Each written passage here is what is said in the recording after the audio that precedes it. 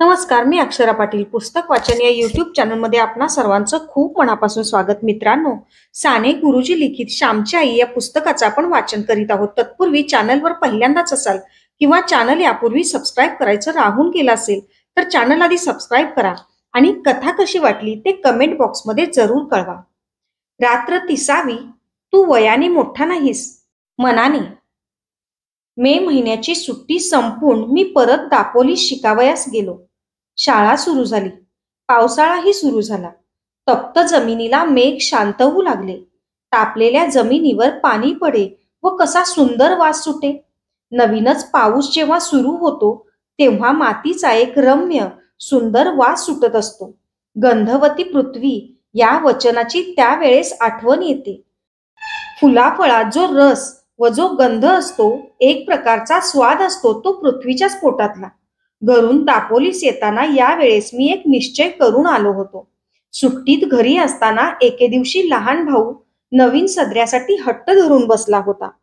त्यावेळेस त्याची समजूत घालताना आई म्हणाली, तुझे अण्णा दादा मोठे होतील, रोजगारी होतील, मग तुला 6 महिन्यांनी नवीन सदरा शिवतील. आता नको हट्ट धरू. मित्रांनो, माझ्या लहानपणी कपड्यांचे बंड फार माजले नव्हते. आम्हाला कोट माहीतच नव्हता. कित्येक दिवस सदराही वर्ष 2 वर्षांनी नवीन मिळावयाचा. थंडीच्या दिवसात धोतर चौघडी करून गळ्याशी बांधून शाळेत जावयाचे. मफलर नव्हते, जॅकेट नव्हती, गरम कोट नव्हते. आता शहरात तर विचारू नका, परंतु खेड्यातूनही कितीतरी कपडे लागतात. वारा, प्रकाश यांचा अंगाला जितका स्पर्श होईल तितका चांगला. वारा व प्रकाश यांच्या रूपाने प्रत्यक्ष परमेश्वरच आपले अंग स्वच्छ करावयास जणू येत असतो.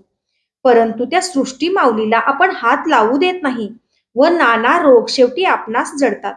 एक रशियन डॉक्टर म्हणतो, जगातील पुष्कळसे रोग फाजील कपड्यांमुळे होतात. रशियातील मुले फार थंडी नसली म्हणजे फक्त लंगोट लावूनच शाळेत जातात. कपडा कमी वापरण्याची वृत्ती नवीन रशिया निर्माण करीत आहे.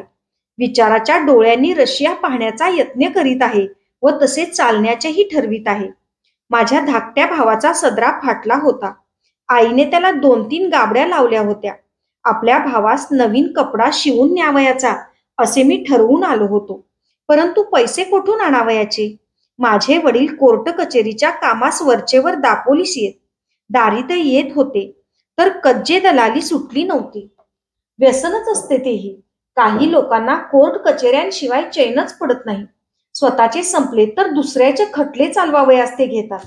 तुझा खटला मी जिंकून दिला तर मला इतके पैसे, खटला फसला तर झालेला खर्च सारा माझा, असे सांगून खटला चालवण्याची कंत्राटे घेणारे लोक मी पाहिले आहेत. वडील दापोलीस आले म्हणजे आणादो नाना मला खाऊला म्हणून देऊन जायचे. खाऊच्या पैशातील 1 पै ही खाऊमध्ये न खर्चण्याचे मी ठरवले. ज्येष्ठात आमची शाळा सुरू झाली. गणेश चतुर्थीला 3 महिने होते. तेवढ्यात महिन्यात या खाऊच्या पैशाचा रुपयावर जमला असता. गणेश चतुर्थीस धाकट्या भावास कोट किंवा सदरा शिवून न्यावयाचा असे मी मनात निश्चित केले. ध्येयावर डोळे होते. रोज पैसे मोजत होतो. गणेश चतुर्थी जवळ येत चालली होती. मजवळ 1 रुपयात 2 आणे जमले होते. गौरी गणपतीला नवीन कपडे करतात. आपल्या गावातील मुलांना त्यांचे आईबाप नवीन कपडे शिवतील. परंतु माझ्या भावास कोण शिवील? माझ्या भावाला मी शिवून नेईन. मी शिंप्याकडे गेलो. माझ्या भावाच्या वयाचा एक मुलगा मी बरोबर घेऊन गेलो. त्याच्या अंगचा कोट शिवावयास मी सांगितले. 2 वार कापड घेतले. अर्धा वार अस्तर घेतले. कोट तयार झाला. जवळच्या पैशात सारा खर्च भागला. तो कोट हातात घेतला तेव्हा माझे डोळे अश्रूंनी न्हाले होते. नवीन कपड्याला मंगलसूचक कुंकू लावतात, परंतु प्रेमसूचक अश्रूच मी त्या कोटावर शिंपडले. मी घरी जाण्यास निघालो. पाऊस मी म्हणत होता. मी ज्यांच्याकडे राहिलो होतो ते म्हणाले, पावसा पाण्याचा जाऊ नकोस. नदी नाल्यांना पूर आले असतील. पिसईचा पर्या, सोंडेगरचा पर्या यांना उतार नसेल. आमचे ऐक. मी कोणाचे ऐकले नाही. हृदयात प्रेमाचा पूर आला होता. तो नदी नाल्यास थोडीच भीक घालणार. नवीन कोट बांधून घेऊन मी निघालो. पंख असते तर एकदम उडून गेलो असतो. चालण्याचे श्रमच वाटत नव्हते. सुख स्वप्नात दंग होतो. आईला किती आनंद होईल या कल्पनेत मी होतो. एक नानेटी माझ्या पायाजवळून उडी मारून गेली. नानेटी म्हणून एक सापाचा प्रकार आहे. तिचा हिरवा रंग असतो. नानेटी उड्या मारीत जाते. मला जरा भीती वाटली. जपून चालू लागलो. पिसईचा पर्या दुथडी भरून वाहत होता. त्याच्या पाण्याला ओढ फार. काय करायचे? आईचे नाव घेतले व शिरलो पाण्यात. हातात काठी होती. पुढे काठी टाकावयाची व मग पाऊल टाकावयाचे. मी वाहून जाण्याच्या बेतात होतो, परंतु कसा बाहेर आलो देवाला माहीत. माझे प्रेम मला तारीत होते. इतर नदी नाल्यांना प्रेमाने भेटावयास जाणारा तो नाला, तो मला कसा बुडवील? मी माझ्या भावास भेटावयास जात होतो. त्या नाल्या इतकाच उत्सुक होतो. धावपळ करीत होतो. त्या नाल्याप्रमाणे मीही हृदय भरून येऊन जात होतो. रस्त्यातील खडी वर आली होती.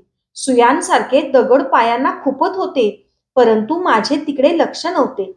अंधार होण्यापूर्वीच घरी जाण्याची धडपड चालली होती, परंतु वाटेतच अंधार पडला. कडाड कडाड विजा आकाशात गरजत होत्या. विजा चमचम करीत होत्या. खळखळ पाणी वाहत होतं. त्या पंचमहाभूतांच्या नाचातून मी चाललो होतो. शेवटी एकदाचा मी घरी आलो. ओला चिंब होऊन गेलो होतो. आई, मी बाहेरून हाक मारली. हवेत फार गारठा आलेला होता. वडील संध्या करीत होते व आईने शेगडीत निखारे शेकण्यासाठी दिले होते. अण्णा आला, अण्णा आला. आई, अण्णा. धाकट्या भावाने दार उघडले. दोघे लहान भाऊ भेटले. इतक्या पावसातून श्याम कशाला आलास? सारा भिजलास ना? सोंडेघरच्या पर्याला पाणी नव्हते का रे? वडिलाने विचारले. हो, परंतु मी आलो कसा तरी, मी म्हटले. त्या दिवशी एक बाई वाहून गेली हो त्यातून, वडील म्हणाले. गणपतीची कृपा. बरे, ते कपडे काढ. कळत पाण्याने आंघोळ कर, आई म्हणाली. मी आंघोळीस गेलो. धाकट्या भावाने माझे लहानसे गाठोडे सोडले. लहान मुलांना सवयच असते.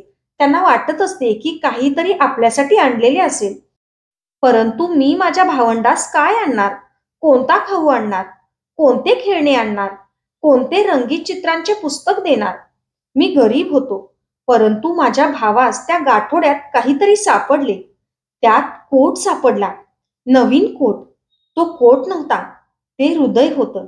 ते प्रेम होतं. ती आईची फलद्रूप झालेली शिकवण होती. अण्णा, हा लहानसा कोणाचा कोट? हा नवीन कोट कोणाला रे? धाकटा भाऊ कोट घेऊन मजजवळ येऊन विचारू लागला. मग सांगेन. घरात जा घेऊन, मी म्हटले. आई, हा बघ कोट. हा काही अण्णाच्या अंगाचा नाही.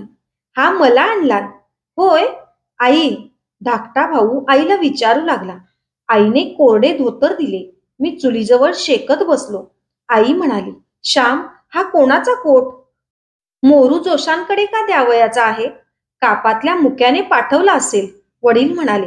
नाही, हा मी पुरुषोत्तमसाठी शिवून आणला आहे, मी म्हटले. पैसे रे कोटले? कोणाचे कर्ज काढलेस का फीचे दवडलेस? वडिलांनी विचारले. कोणाच्या पैशांना हात तर नाही ना लावलास? आईने कातर स्वरात विचारले. आई, त्या दिवशी तू सांगितले होतेस, हा पहिला व शेवटचा हात लावलेला.